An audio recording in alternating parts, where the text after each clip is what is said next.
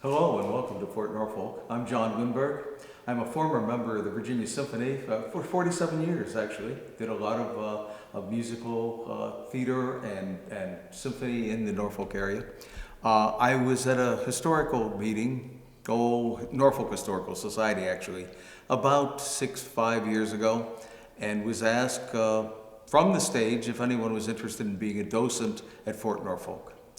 I went to a meeting with the head of the docents, Steve Forrest, and Steve was wonderful. I got absolutely involved in the fort by doing the history. I've loved history as long as I've loved music, so it's been a really good thing after my retirement from the symphony to be able to be here.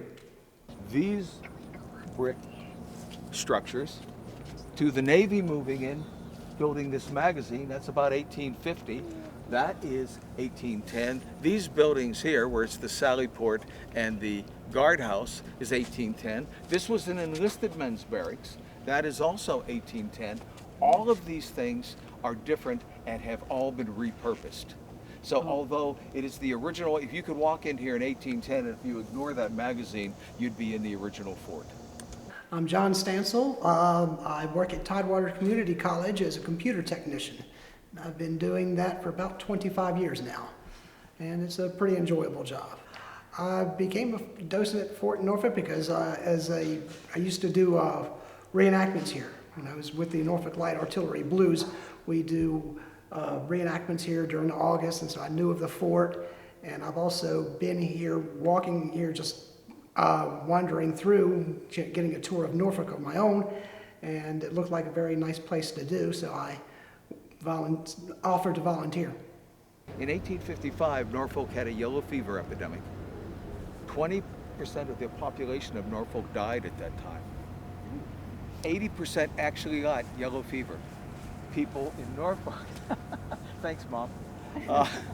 People in Norfolk thought that yellow fever was quite possibly a waterborne disease. So they would come over from Norfolk and get water out of the Fort Norfolk cistern.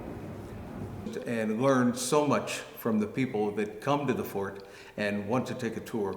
I love the fact that I meet people from all over the country and from the Hampton Roads area that never realized that the fort was here. So it's been an exciting part of my life after my career in the symphony, and it's most enjoyable.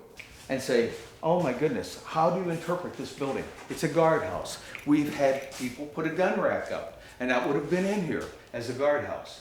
But what about the tubes and things here? Last year, I had a lady walk in here with her son, and she was elderly, and she wasn't walking terribly well, but she had a picture of the Sallyport and the guardhouse. And it's where she was head of communications for the Army Corps of Engineers during World War II. And she was the telephone operator that sat in this room. And suddenly you look and you go, history retrieved. I like the history. It's another important aspect of Norfolk's history that's not told enough, and we need to do that more and make more of Norfolk aware of Fort Norfolk. Because every time I tell someone Fort Norfolk, they go, where? And I have to explain to them where Fort Norfolk is, and then I'd be good to have more opportunities to do that with the public.